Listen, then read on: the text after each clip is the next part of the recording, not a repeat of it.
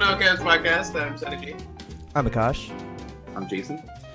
And here on the No Camps podcast, we discuss a variety of film, TV, and other various topics. And today we'll be doing an episode of what we've been watching. So to kick us off, I'll hand it over to Jason. We'll talk a little bit about a couple movies that he enjoyed.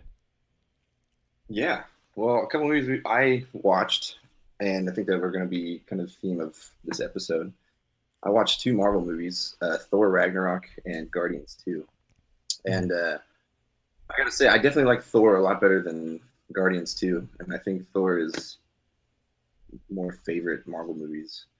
I just loved the colors in this movie. I liked it was just kind of like it was just kind of like a romp, you know. It was just a fun side story that, you know, I've heard critique and some of the things that you guys said, like there's not a whole lot that really happens in this movie.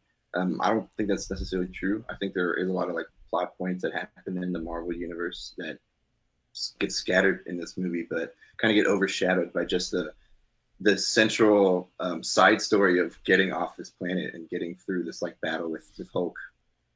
I'll kind of get into a little bit of those points. But the whole time I was watching, I couldn't stop thinking about, just first off, how beautiful the colors were in this movie. I think the same thing with Guardians. It's like the two most colorful movies, along with, or Guardians 2, along with the first Guardians. Those are like some of those colorful movies.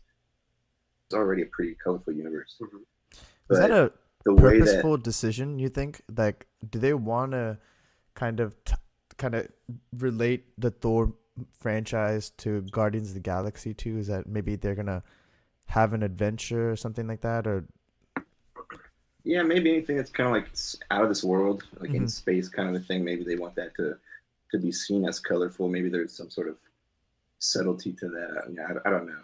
I mean, of the subcultures in the MCU, it seems that Guardians and Thor have the most alike, right? Most in common, right? Yeah, it's like stellar beings.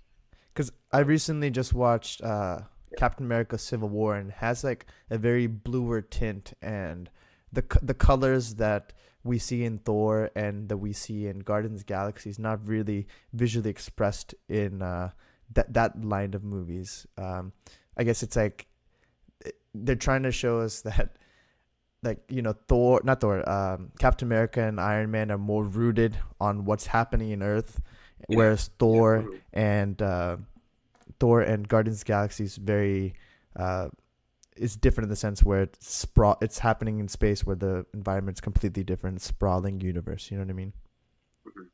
Yeah, and I feel like they're both a little they're both a little more funny. You know, like Guardians and Guardians 2 are like intentionally more funny than the rest of the Marvel universe. And I don't know, maybe it has something to do with the lighter themes. They just put in brighter colors just to kind of like go along with the story that they're telling. It may not even necessarily be any form of, if you will. But yeah, no, I just love the color. I mean, one the scene in particular that I'm thinking about is they're walking through the city, and it's Bruce Banner, and he's not Hulk. You know, he's already come down, and he's kind of walking through, and you see these big puffs of smoke and color that just kind of like, you know, fill the whole city, and it just looks so vivid, especially like on the big screen. And I can only imagine like at home and like in 4K what that would really look like too, just popping out of your. But yeah, I just like, it felt so immersive, and it made you want to go there. Or at least for me, I want to go there. Like, it looked so cool. It was, all in all, a pretty shitty place. It was pretty trashy. It was like literally trash everywhere, but Jason, it looked awesome, and I think that was. Before you go on, I just want to put a little note out there, like this whole discussion we're going to be having is spoiler filled. So if you guys haven't watched these movies, because I think we can have the most meaningful discussion if we kind of go as deep as we can into spoilers for these movies. So just listeners, little warning there, even though we're already 4 minutes in. But well, sorry, you know, and on the spoiler, I think this movie also spoiled putting the Hulk in the trailer. Oh, you yeah. knew the Hulk was coming, and the movie builds to the Hulk. And the truth is, the movie builds the Hulk so well that I knew the Hulk was coming, and I got more excited just in the theater because of, like, you know, how revered he was here. It was like, it was really cool. I wanted to see Thor have to face off this creature, but you knew it was Thor. I mean, you knew it was Hulk. Mhm. But What's worse is so he's I on the left the theater. poster. He's not on just in the trailer, but he's on the actual poster for the movie, which is like a huge spoiler. You can see that as you walk in. Which made me question when I left, like why is that? That was obviously something that was discussed. That was on the table. So at some point, do we really, is Hulk part of the story or not, or is Hulk a surprise? Mm-hmm. And the few questions I had was like, did they just think that Thor wouldn't sell if they didn't like superhero there, like a Thor movie alone? Were they afraid that like as a summer hit that wouldn't quite do it, or are they ultimately trying to pull together all these different stories now, and like Hulk's not going to get its own movie, so now they have to attach Hulk to another movie. Maybe they're trying to approach it as an Avengers, so it starts to feel like every movie now is an Avengers movie. And in the beginning of Thor, Doctor Strange was in this movie too, and so it feels like they're just kind of like pulling everybody together to just kind of close some things off, because they're obviously going to have to start cutting off some different franchises after Infinity War. Right. And I think the directors and the Kevin Feige came out and said that there's people are going to meet their ends here. So that's why I'm just curious. Is it from just an Avengers standpoint, or is it from like historically his movies are not the best Marvel movies, and they're putting it out in a very competitive time, along with things like Wonder Woman and stuff. So I don't know. What are your thoughts on that? Well, I think I wouldn't be surprised if they wanted to have the Hulk in it, not just for the story building reasons, but because Thor 2 did not do well critically, and I think even financially didn't do so hot. And they definitely set it up in the movie to have the reveal of the Hulk be a surprise. But yeah, if you looked at any of the marketing materials, they kind of spoiled it for you. And I think it would have made it great, but it probably wouldn't have had the same like weekend box office numbers if they didn't go for that market. But you knew it would have been spoiled, right? So if it was a surprise that first weekend, we would all have known that first weekend that Hulk's going to be in this movie. Right. But I don't know, it just would have felt like really cool, like even weekend knowing like, oh shit, really, they're putting Thor in this movie? Or they're putting Hulk in the Thor movie. That's the guy that he's going to have to fight. If they showed clips of this battle that he's going to have to fight in, it's like, that's the guy. That would have been really cool too. That would have been a really fun surprise, at least, or a fun thing for the fans to kind of just uncover on their own. But yeah, I don't know. I mean, I kind of wish I didn't know going in. I wish I did know. I wish I was surprised. Also, would have seen green stuff and been like, oh no, it's Hulk. Also, I think it's like a hey guys, remember the Hulk is still part of this universe, and Infinity War is coming out next year, and I know you haven't seen him in a long time, and the last time you saw him was like he was stuck on a ship after Age of Ultron, and he was jettisoned off somewhere, right? So they'd have to, instead of making another Thor movie in between, Hulk, we keep calling the Hulk Thor. Instead of making another standalone Hulk movie, which I think historically hasn't done that well, they just said, let's throw him in the story, bring him back into the universe, into the fold. And I think it worked well. Because now, the Thor has his like small sub Avengers in space group where I think he'll eventually gather the Guardians and bring him to Earth. That's what I was thinking too, and this is like why I feel that these two movies were fun to watch together, Thor and Guardians. Is because it had that overhanging Thanos plot. So I wanted more. So at the end of it, we saw Thanos. So that was kind of that's where we're going to start. I feel like the Infinity War is going to start. It's going to start with Thor and Hulk and Loki being in this ship. And they're the ones that are going to have to escalate this issue to the Avengers, and it's going to get the attention of the Avengers to have to fight Thanos. So I think that's ultimately and that's one of the reasons why I think there were plot points in this movie. I think that's important to know, like where we're going to start this next movie, this war that they've been building to. How's it going to start? And I feel like the two most powerful Avengers are sitting right next to each other, and they're the ones that are going to face like their most powerful enemy. I think that's going to actually play a role into how things unfold. Standpoint, it was very minor and it was at the end, but I think that was important. Not to jump ahead, but in the earlier, I think in the leaked trailer of Infinity Wars, we see Thor kind of crash into the windshield of the Guardians, and that's how I think those storylines intersect. Yeah, they're gonna be in space together. Yeah. With the idea being that Thanos will destroy that ship that Thor Right. is on, Right. and presumably somehow send Hulk back to Earth. Which is sad because that means the entire like Asgardian population is potentially collateral damage in this just Infinity dead. War, Right. which really sucks. That was like kind of heartbreaking to watch. That to me that was the equivalent of maybe not as bad. But that was the equivalent of watching like Hard Home get killed, destroyed in Avatar. You're like, oh no, where the Na'vi people gonna go now? Oh no, where the Asgardians gonna go? Like keeping on Thor. Kate Blanchett was probably one of the best villains too. We don't need to see her. You guys talked about her a little bit, so I don't want to harp on it. She was incredible, and she wasn't in it enough. I agree. But I think she's still going to be around. You know, she's. Did we really see her die? Did we really see her get destroyed at the end of Thor? It's kind of off camera. I mean, you see Asgard completely get killed. I mean, destroyed, right? So well, you see like something fall and like stab her, I think. Yeah, and also like she draws all her power from the existence of Asgard. So if that, I think that's like a source of life or something. So yeah, but I really like Thor. What about Guardians of the Galaxy 2?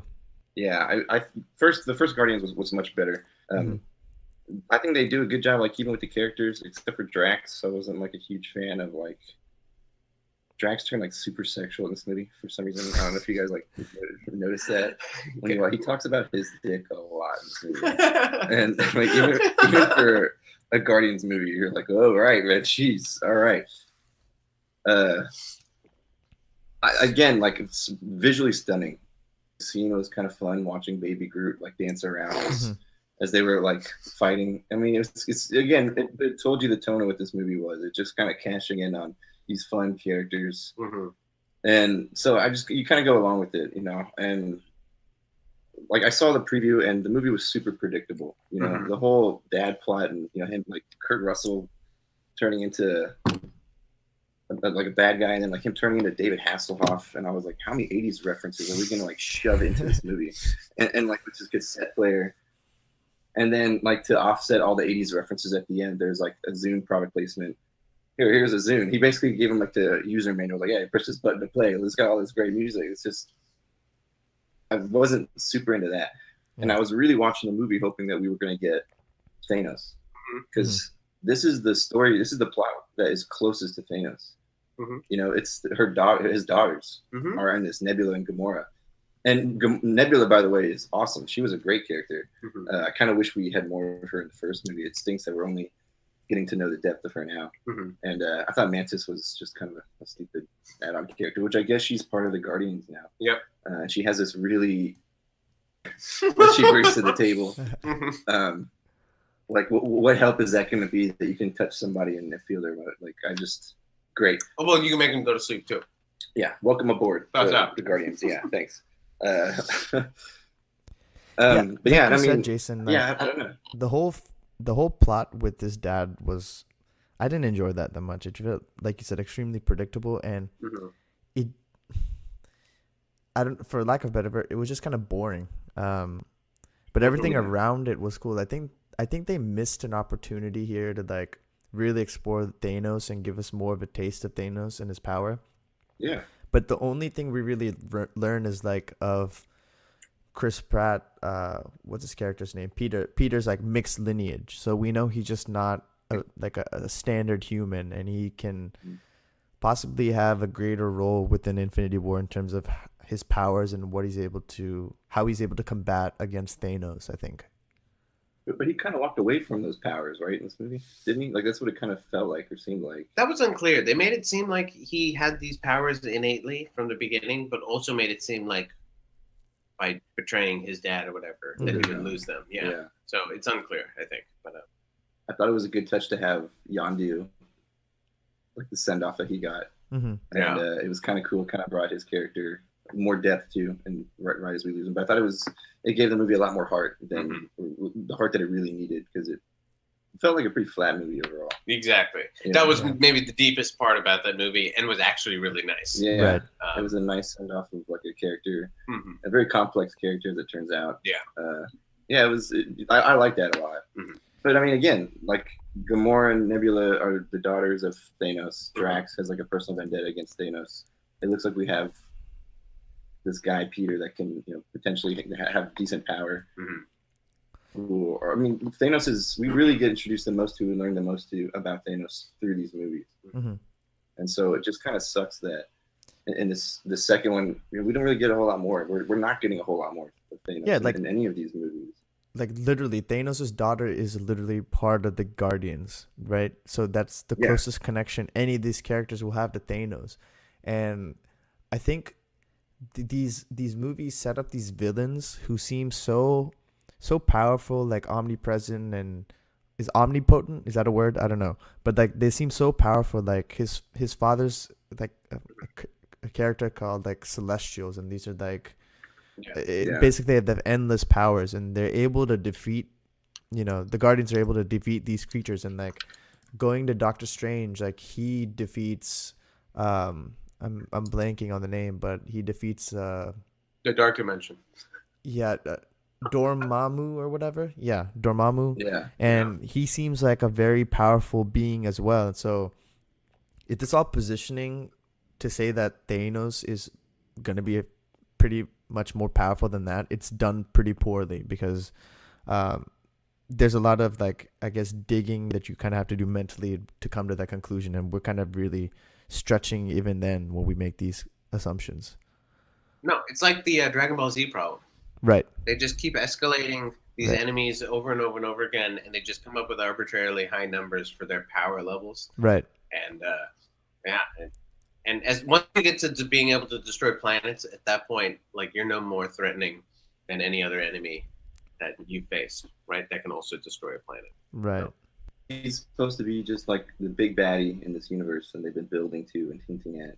And we saw like in after credit scenes and hints of him, and in the audience actually knew what the hell was going on. Like they were hinting at things, So they're building this whole thing, and they get this big time actor to play him, and we saw more out of that trailer of him than 17 movies leading up to this, and he's supposed to be the bad guy, and why should I be afraid of this guy? Right. And as far as I'm concerned, like Akash said, how is he any different from the villains that they've been fighting? Like, why should I be afraid that this guy's actually going to win? Because who cares? Everyone else they've thrown at the Avengers, they win, and this time they're all together, and they're going to be like way more. They're going to have the Guardians. They're going to have everybody in this movie. So let's so like why the hell should I be afraid of this guy? Well, obviously because of the gauntlet. Right. Do you guys want to the trailer for Infinity War just came out, so let's have a deeper discussion about that.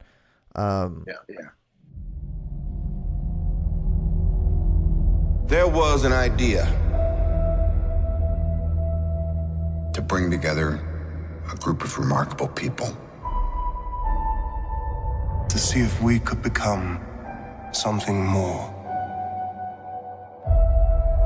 So when they needed us, we could fight the battles that they never could.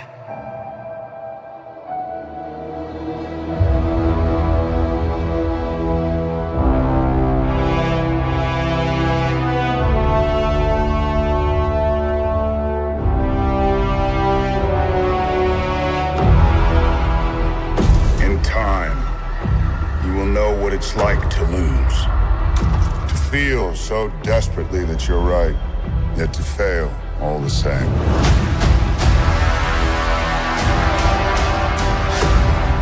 Dread it, run from it, destiny still arrives.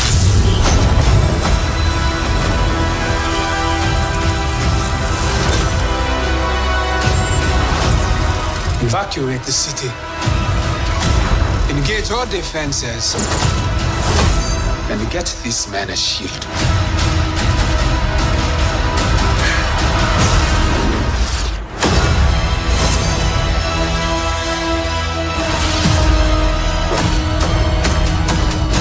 Fun isn't something one considers when balancing the universe.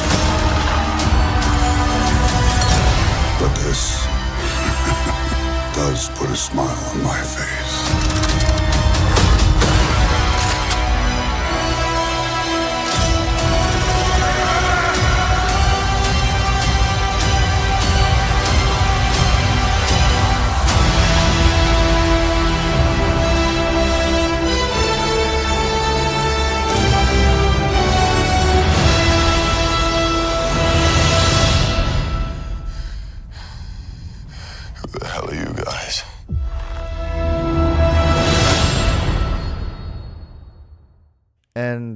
So guys, that was the trailer for Infinity Wars. What'd y'all think? Fucking awesome. Man, I really good. legitimately got chills watching that trailer. It was done really well, man. What were some of the highlights for you? Like, what did you guys glean from watching that trailer? We're gonna see all of them together, and I think that's the highlight of the movie. Yeah, for sure. It's a two-part movie, right? Well, not anymore. Yeah, it's only gonna be one standalone movie, and then they're gonna have some sort of sequel to that, but it won't be like a part 1, part 2. I think the audiences have gotten really tired of that. Like, it's possible. Yeah. Like, it's unclear how big, how unrelated to Infinity War it'll be. Right. But it won't be a part 2. Oh, okay. Yeah. Yeah, I don't know. It looks sick. I mean, it's like we've been talking about Infinity Stones forever. We've been talking about Thanos forever. Let's get them the fuck on screen. I can't wait for that. I want to see it happen. Yeah. So the trailer. It seems like the trailer included like a lot of scenes of the Black Panther, and that's one movie that we haven't yet seen. It's scheduled to come out next year, I think, like around February. So 3 months before Infinity War. So I wonder what they'll show us in that movie to really help advance Thanos, if he's even mentioned. It'll be really disappointing if he's just talked about again in the after credits. But I really doubt that Thanos will have any major impact within the Black Panther movie. I agree. Yeah, well, I mean, so there's going to be like another 20 movies after Infinity War, or there's like they have plans for like another 20 movies in Marvel. But I don't think they'll be mainline. Yeah, I think they're going to have to cut. Some people's contracts are up here pretty soon, and Robert Downey Jr. has like come out pretty publicly. We even, we're skeptical, and when we were talking about Homecoming, that they were building him to be the Uncle Ben who's going to die. Right. So it could be Infinity War that he dies, and the only one smart enough to really take over where Tony Stark left off is going to be Peter Parker. And so I think a lot of those big storylines that we've been seeing these movies of are going to be over, and maybe Black Panther is going to be kind of our, stepping board into this post-Infinity War universe. Because we know him before, during, and after, and maybe that, like Ant-Man. I want to see more Ant-Man, to be honest with you. Yeah, same here. So there's more Ant-Mans coming. So I don't know. That's what I think. I mean, that makes the most sense that they would just get rid of like of these mainline characters we really want to see. Like, how many more Iron Mans do we really want to see? How many more Thors do we really want to see? In this Thor Ragnarok, I thought they rounded him out pretty well. Not for him to die. I don't think he's going to die, but I think he's going to maybe though, right? We see him lose an eye. Like, they're beating him up. I mean, he could also be poised to be killed, and like, who knows? Like, maybe even Captain America might die because his contract's coming up. I mean, it's pretty much over, and he's been on record saying that he's pretty much done with the franchise. Yeah, I could see them giving him like a real hero's funeral because he's like the first Avenger, So I could see him like they're ending an Infinity War, and he's going to be a big, foundation stone moving forward. Is that with Captain? What would Cap do? The trailer shows right. Make him a martyr for the Avengers. I get the impression. No, just feeling from what I've read about the comics. I feel like a lot of people are going to die, and they're all going to be brought back to life, and then quietly retire. You think so? I think so. Be brought back to life. Yeah, I think they'll use a time stone to go back in time and revert shit. That's like a comic book thing. Yeah. So the trailer clearly shows like Vision, getting his Infinity Stone like pulled out from his head, and I mean, I wouldn't say he's a so character. Awesome! I can't wait for it. Like, he might be to me one of the most boring Avengers. Like, I'm so glad there's not a standalone movie of just him just constantly trying to like. He's very dry. That could be the opening scene. That's fine. Like, just get rid of an opening scene. Like, boom, introduce us that way. Like, all right, sweet, one down. I bet the Hunger Games are just counting down.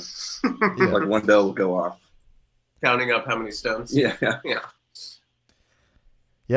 I mean, anything else in the trailer you guys saw that you particularly enjoyed? I mean, we see Peter Parker, his Spidey sense, and the hairs on his hands stand up. I thought that was really awesome.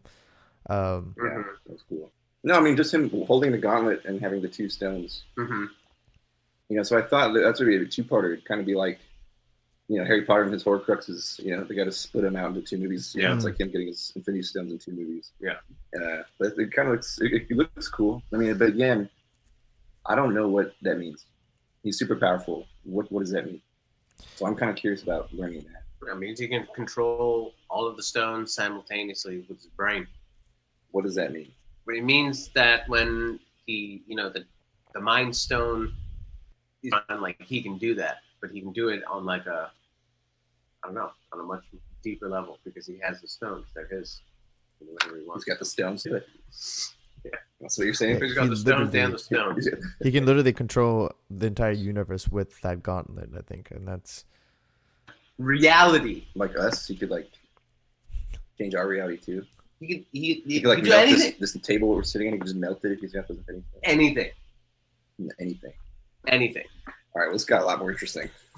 I mean, we can really continue to speculate, but it just seems they have so much to get through in this movie. I can see this easily being close to 3 hours. It better be, man. All the movies that we've been watching to pay off for this, like, it would suck. It'd be terrible. It'd be like if the 9th Star Wars movie was just like an hour and 20 minutes. Like, all right, all this build up, like, that's it. And everyone dies. Cut the credits. It's pretty much over. Well, I heard episode 9 will be just Return of the Jedi without any Ewoks.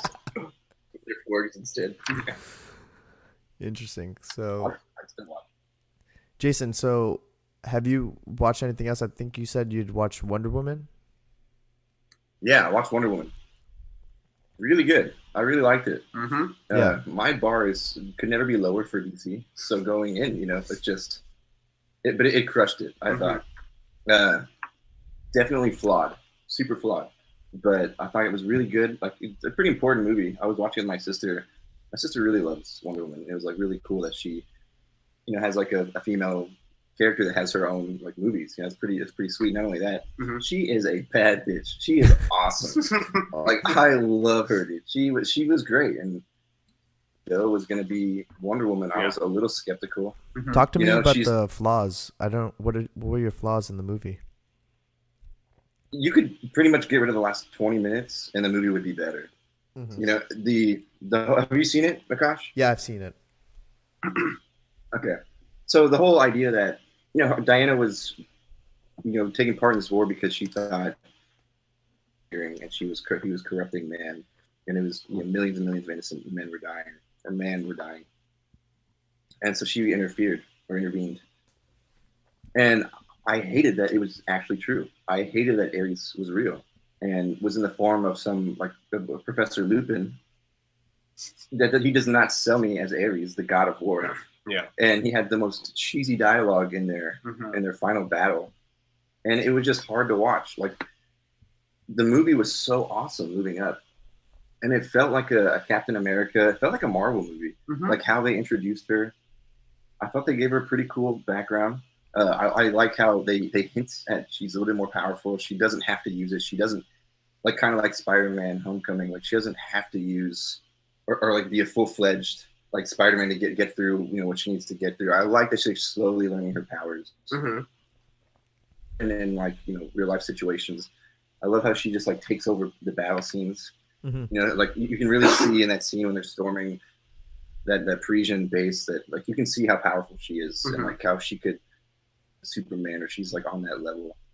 And then to end it with just this horrible fight scene, this like CGI ridden terrible fight scene where this like character is suddenly Ares again, and she can quickly learn his powers and use like lightning bolts against him. It got very like CG terrible. Like it reminded me that it was a DC movie in those last like 20 minutes, and I didn't like that. And I would have really preferred if she found out that Ares didn't exist, or this wasn't Ares. And I wish that she just came to this conclusion that, oh, men are terrible, or are inherently flawed, I should say.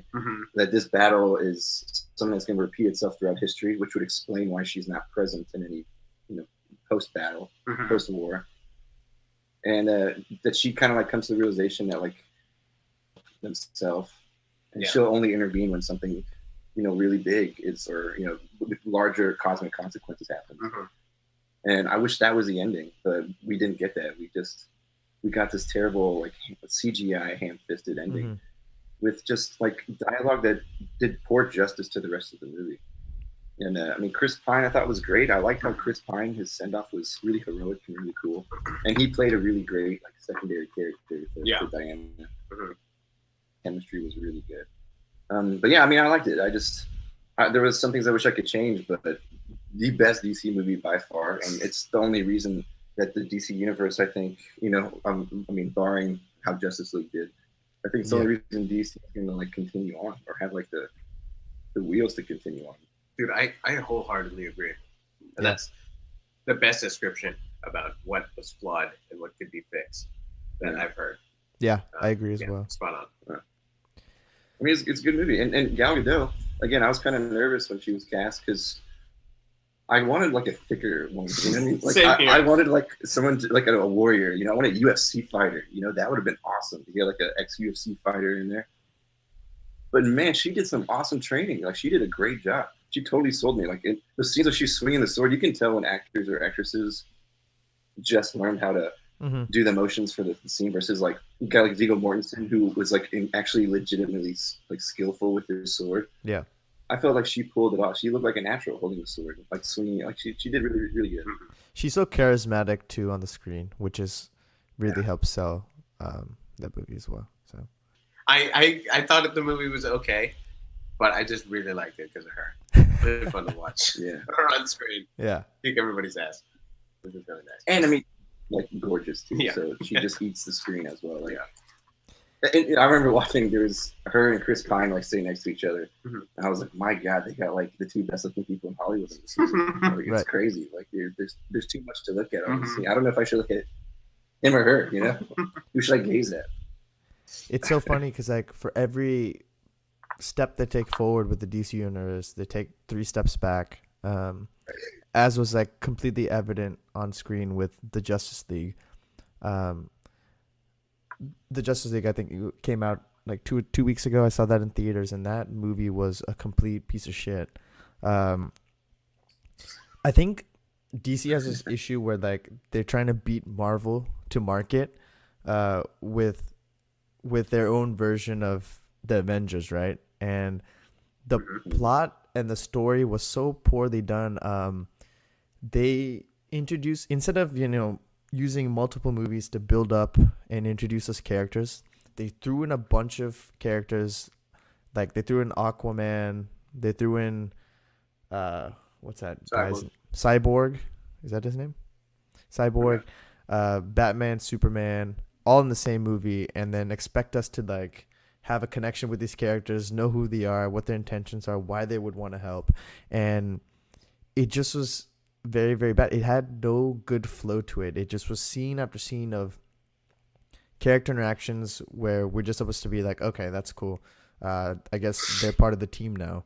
And they introduce us like to the bad guy in this movie, which is done so much worse than like, I know we have our nitpicks with Thanos, but imagine a movie just being like, hey, here's this bad guy and you should be afraid of him. Why? Because we tell you so. And what's he doing here? He wants to find a mother box. What's a mother box? Oh, don't worry about it. It's a box. It's very powerful, and there's 3 of them. And the Amazonians are guarding one. The Aqua people are guarding the other, and the humans are the other one. And it is the worst story I have ever seen put forth on a big screen. It's just a fucking mess, man. And we're supposed to care about these boxes and what kind of consequence happens if the bad guy, who's called Steppenwolf, like somehow procures these boxes. He keeps screaming like, I need the mother box, and like over and over. We don't know. What is the mother box? I still don't know. And there was like a lot of issues with this movie because Zack Snyder was directing the movie, then he had to leave for family issues, and then Joss Whedon took over, and it really looks like 2 separate people created this movie. There's a couple of comical scenes with Aquaman that you could tell that was like Joss Whedon, and then there's all this garish fighting that you could tell that was done by Zack Snyder, who inherently doesn't understand any of the characters in the DC world. He might think he or does, really how to make a compelling movie. exactly. Right, that isn't just flashy. I don't know how long this man can ride on the coattails of 300. Like, when is Hollywood going to realize that he completely destroyed an entire franchise with the Superman and Batman versus Superman, now Justice League? It's just horrendous. So I would never recommend you guys watch that movie. It is probably the worst piece of garbage to come out this year. You haven't seen it? No, I haven't seen it. Okay. But it looked like. Have you seen it? No. It looked like they're making the same mistake that Suicide Squad made, which was and more egregious than Suicide Squad. At least Suicide Squad. It seemed like I don't know any of these people in Suicide Squad. I know who Harley Quinn is, but like I'm not a hardcore DC nerd, so I don't know who Deadshot is. I don't care. I really don't care, to be honest. And then they're throwing them together, and it's like, yeah, they're a team, but at least they're like bad people, and they introduce them as they don't really know each other. Mm-hmm. But on screen, it was like hard to really give a shit about what happens to one or the other, or like, Harley and Deadshot have this little like rapport. Like, why should I care? I don't. And it seemed like the same thing. This movie, when I saw the poster, I was like, who is that? Thinking about Cyborg, like, who is that? Mm-hmm. And that's the worst way to start a movie. They inherently need to be a team going in. Like, they're supposed to be like a famed superhero team, and like right off the bat, I don't know anyone on the poster. That's what our Avengers did so well. You knew everybody on the poster. You knew them all going in, and you were excited about the interaction and the character development of each one, and like what happened in their past now. But like, why should I give a shit about Aquaman? Yeah, I mean, like, why? They see the trend, right? They see the writing on the wall. Like, hey, like, obviously, like, superhero movies are really popular, and more than one superhero is like a lot more fun to watch than a story about just one guy trying to defeat a bad guy. So they decided to jump on that hype train and then did a piss poor job of delivering, because like you said, we don't know or care about any of the characters that they're introducing. We know like Cyborg is the product of some accident. Okay, so he's a product of one of the mother boxes, but we don't know how. We don't know how. Is that why it's called the mother box? Is like the mother of Cyborg?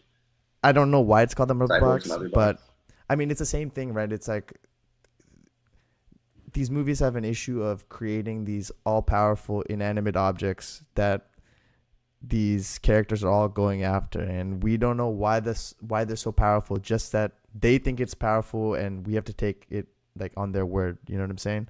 So I don't know, man. Like I was saying, so Cyborg is, we know, is a product of Mother, but we don't understand what his origin story is. Like, I think we might have seen how he became what he is, like in a post-credit scene, but that is his origin story. Like, we don't get anything more than that, and he's just in this movie now. So it's just really messy. It's like I really have, other than saying it's bad. The movie looks really dark, like in color. Mm-hmm. Yeah, it looks dark, like a typical DC shit show. It looks like a dark movie. Which is why I liked Wonder Woman, by the way. I didn't feel like it was like that the whole time. But was it like that? Did it have that dark tone throughout the whole movie? Yeah, I mean, it was more like dirt red kind of colorish, like gritty. They tried to go for the gritty look, but everything just seemed really messy. I love how they just can go. Sorry. It's so fucking funny how they can only go after the gritty look. Yeah. By adding grain to the lens instead of actually developing any character grit whatsoever, right? Anything anyone can attach themselves to any character. Yeah. Any motivating factor, anything at all. It upsets me because I don't know. Justice League, the cartoon as a kid, was fucking awesome. Yeah, it was sick. Yes, it was. And it should be so great to see all of them together, right? But it's like a Martian Manhunter. It's got like other characters that like those aren't in this movie, which also kind of stinks. Because I'm like you. Like, I like the Justice League cartoon, but that's not the one that's on the screen. Because you know what would be a great gritty story is there's this Justice League story where Batman secretly puts together a dossier of all of the other Justice League people. Of like how to kill them if they were to go rogue, because that's just that kind of mind that Batman has. But somebody finds it and starts progressively taking out all the Justice League members, right? Whoa. And then you can have Ben Affleck come in and figure out how to save everybody, right? That would be a fucking gritty Justice League movie, right? But you have to earn that. You can't just dive into it head first and just say, all right, let's just add some grit to the lens. We'll just go, J.J. Abrams lens flare on it and make people think it's so intense. Yeah, I think even box office wise, I think it did pretty poorly with its domestic earnings. I don't know the numbers, but I know it's not doing too hot. Oh, I know that. Yeah. Definitely. Yeah, I mean, just to sum up everything I said, it is a terrible movie. If I wasn't clear enough already, so it's a definite pass. And I know you both haven't seen it. And I wouldn't recommend you do, unless you want to be very confused the entire time. Do you think? I think I saw a list recently of all the DC movies coming out. I forget if they're doing any origin stories for the other characters, like with an Aquaman origin or a Cyborg origin movie. Green Lantern? Green Lantern. That'd be cool. Didn't they try that already? It's Ryan Reynolds. Yeah. But I'd watch another Green Lantern movie. So do you guys think the Black Panther has the Soul Stone? Oh my The God. what stone? I'm sorry? Do you think the Black Panther is the one who has the Soul Stone?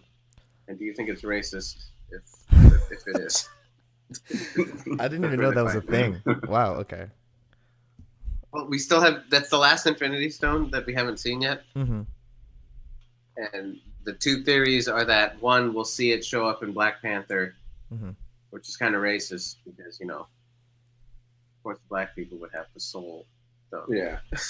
Then man, that'd be the over the other top theory of is that. that Heimdall has or is the Soul Stone, which is also kind of racist because he's black. But it's more legitimate because his eyes are orange, and he can see millions or billions of souls across the universe, right? Is what he said. So, he can see into people's souls. So maybe he has the Soul It Stone. could be because there's some history with the Black Panther. We know Wakanda, I think, was hit by a meteorite, and that meteorite, they mined it, and that's how he's got those really sharp claws or whatever. And maybe vibranium. Yeah, vibranium, is that what it's called? Maybe the Soul Stone was in that meteor or something like that. So I don't know. That could be a way that they could introduce that. Are you guys going to be interested in seeing a bunch of new origin stories? Only because it's going to be are you- a part of Infinity War. I'm After excited. Infinity War, though. Infinity War's done. Are you excited about a new Marvel character to introduce? Like Captain Marvel? Yeah. No. Yeah. Kind of have It's superhero a little fatigue. bit- Yeah. Yeah. I mean, still want to see Infinity War, but I don't know. I'm a little Mhm. skeptical.